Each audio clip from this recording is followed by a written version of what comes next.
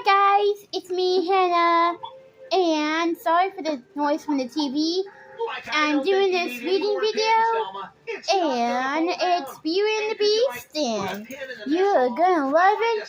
You're gonna love it. You're gonna like it till you read it with me. You were trying to orchestrate all the sightings. Where would be If the I mean best location? like, I mean love. Answer? The control tower. I hate to ask what you So let's go over I to the think you know 7th what I chapter, have in shall mind. we? Like, that's why I really mind it. All right, buddy. Last one up is a rotten egg. Hey, come on. Chapter 7, The Great Castle.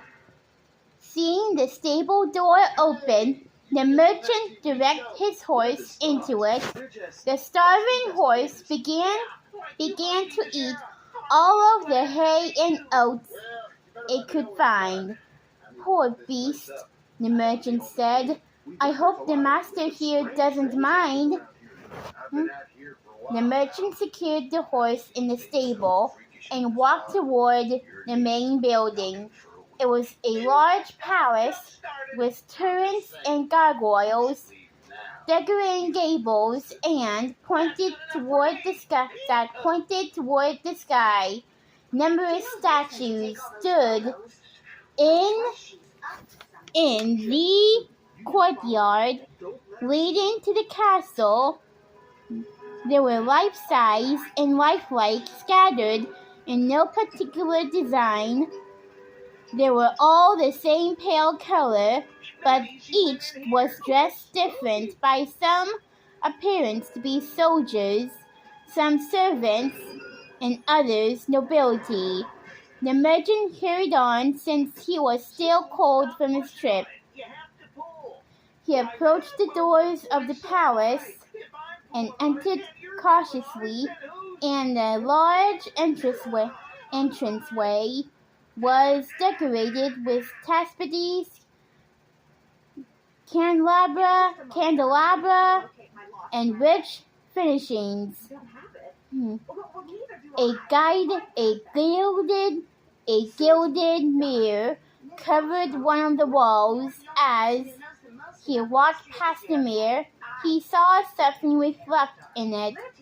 Hello, he called, turning around quickly, but he saw no one.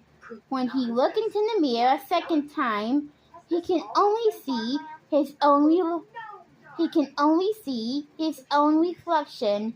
A red-cheeked, shivering, stooped man, badly in need of a fire, food, and a place to rest. Is anyone there? He called out. His words echoed throughout the hall. Since there was no answer,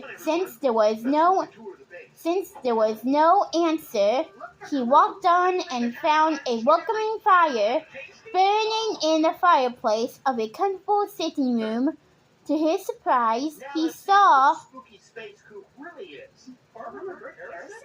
Farmer Harrison, you're the one? To his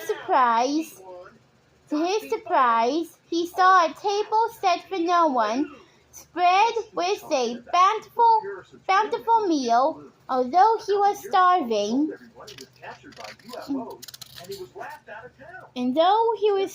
at first, he did want to help himself to the meal.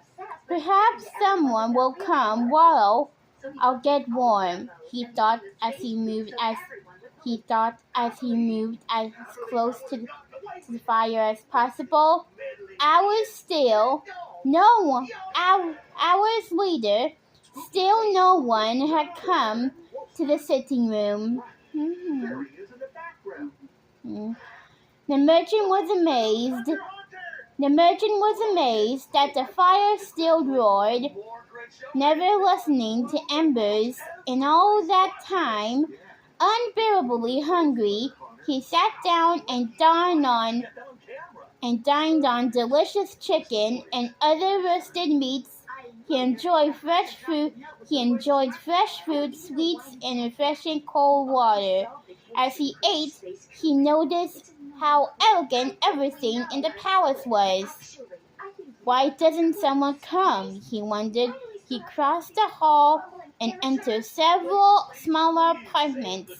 Each apartment had exquisite furnishings, large mirrors, chandeliers, portraits, and fanciful murals that depicted spirits and fairies, mythological creatures, kings and queens.